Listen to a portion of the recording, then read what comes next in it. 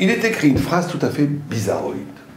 Il est écrit que si quelqu'un a des actes, on va dire en quantité, supérieure à son intelligence se maintiendra. Mi shema'asav yoter gadol mi chokhmato mitkayem ma'asav mitkayem b'chokhmato. Et celui dont l'intelligence est supérieure à ses actes, son intelligence, au bout d'un moment, sera détruite et sera dissipée dans l'air, comme de la fumée. Alors là, d'abord, est-ce qu'il est interdit d'être intelligent? Je crois que je dois être intelligent proportionnellement à mes bonnes actions. Et si quelqu'un est très très intelligent, et qu'il a besoin, il peut étudier la Torah jour et nuit, il est obligé de courir dans la rue, faire des mitzvot tous les 5 minutes, on n'a jamais vu ça. On voit très bien que les gens, les plus grands d'Israël, s'assoient et étudient la Torah 12, 13, 14, 15, 16, 18 heures par jour. Ils ne font que ça. Et pourtant, leur Torah est restée, le Gaon de Vilna, sa Torah est restée. Donc ça ne peut pas être le commentaire ne peut pas être un commentaire quantitatif. C'est pas possible. Alors qu'est-ce que ça veut dire? Tout celui dont les actes, dont l'intelligence, dont les actes sont supérieurs à l'intelligence commence. Ben, c'est très simple. Il y a deux façons de penser l'intelligence, il y a deux façons de penser la vérité, et il y a deux façons d'appréhender la gestuelle intellectuelle. Et ces deux façons vont délimiter deux types d'humanité, il faut bien comprendre ça, deux types de personnalité. Il y a une façon où la pensée est une pensée qui m'oblige. Et il y a une façon dont la pensée n'est qu'une possibilité.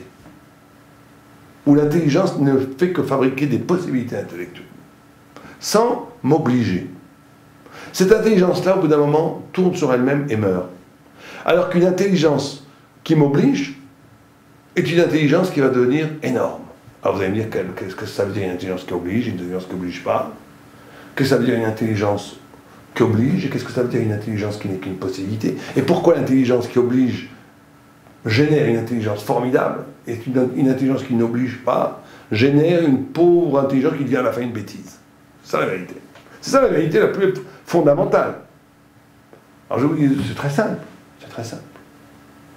Une vérité qui oblige, c'est ça la chose que l'acte est supérieur. C'est-à-dire qu'une intelligence, quand je comprends quelque chose, je comprends une vérité, je produis un concept, j'ai compris une partie de vérité, ça m'oblige d'être en adéquation, en honnêteté, on va dire, en harmonie avec cette vérité, et ça m'oblige à vivre et à faire des choses par rapport à ce que j'ai compris. Ça donne une posture existentielle où l'intelligence va se nourrir de la vie et la vie va inspirer l'intelligence. Et donc l'intelligence va être énorme parce que je vais comprendre que tout le reste n'a pas tellement d'importance. L'important, c'est la vérité. Et tout est au service de la vérité. Donc le monde entier, dans ses milliers de tonalités, les fleurs, la montagne, la mer, les rivières, les enfants qui rient, un coucher de soleil, une pluie, une clairière, des poissons dans la mer, le fait de marcher dans la foule, le fait de manger, de boire du vin, le fait de communiquer avec des amis, le fait de vivre. Tout ça devient intelligence, parce qu'il est lié à un impératif. Est-ce que ce que je fais a un sens ou pas? Et donc l'intelligence est enrichie par la vie. Celui qui est véritablement dans la vérité, je vous le garantis, quand il boit le verre de vin, c'est une expérience métaphysique. Qu'aucun chiloni, qu'aucun idiot qui se croit intelligent, aucun professeur de faculté ne pourra goûter cette intelligence olfactive, jouissive. Parce qu'il a l'intelligence comme possibilité, la vie, aucun rapport. Et donc, son intelligence, à un moment donné, elle devient que des pures idées vides, qui tournent sur elle-même et qui meurent à la fin. Ça n'a plus aucun... Quelle différence? Quelle différence? Est-ce que l'histoire est une histoire matérialiste? Est-ce que les idées sont produites par l'histoire? Ou bien est-ce que c'est l'homme qui influence l'histoire à partir de la pensée? Voilà un grand débat philosophique, par exemple, que des professeurs d'université peuvent avoir. Mais qu'est-ce qu'on s'en fiche? L'histoire, elle est là, et les idées sont là. En quoi c'est important? C'est un peu excitant au moment qu'on en parle, et alors? Mais si on dit non, mais attention, ça va modifier ma vie. Si l'idée est avant l'histoire, ça veut dire qu'il y a la liberté, et cette liberté, pour moi, elle m'oblige à être morale, elle m'oblige à changer. Alors que si tout est déterminé par l'histoire, alors j'ai plus besoin de... Et alors là, ça va prendre une perspective intellectuelle infiniment plus forte.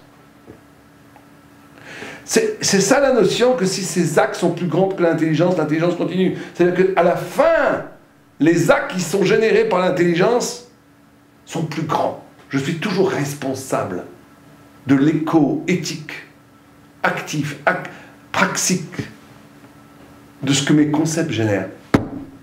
Et quand je vis comme ça, je suis un homme. C'est ça un homme. Un mensch, comme on dit en yiddish. Un mensch, c'est un homme qui vit selon ce qu'il a compris. Il s'en fiche de tout. Il ne peut pas trahir sa vérité. Un non-mensch, un faible, c'est quelqu'un qui peut être très intelligent, il comprend plein de choses, mais il ne vit pas selon ce qu'il a compris, parce qu'en vérité, il n'a rien compris. Il est complètement idiot à la fin. Et c'est ça qu'il faut encore une fois analyser chacun d'entre nous. Est-ce que mon rapport à mes idées, est-ce que mon rapport à ce que j'ai compris, est-ce que mon rapport à la vérité, c'est un rapport qui magnifie ma vie, qui me modifie, qui change, qui me fait adhérer à une façon d'exister qui est radicalement nouvelle à partir de cette nouveauté intellectuelle que j'ai découverte? Ou est-ce que ma vie, elle continue dans son petit tralala, comme d'habitude? Et bon, tiens, j'ai compris un truc. J'ai lu des articles, et je comprends, j'ai étudié la Gemara, et j'ai compris un Tosfot, et j'ai compris un Simradis, et j'ai compris un Ibrahim, bon, ça va, tout, j'ai compris aussi, tiens, encore une idée. Dieu préserve. Dieu préserve!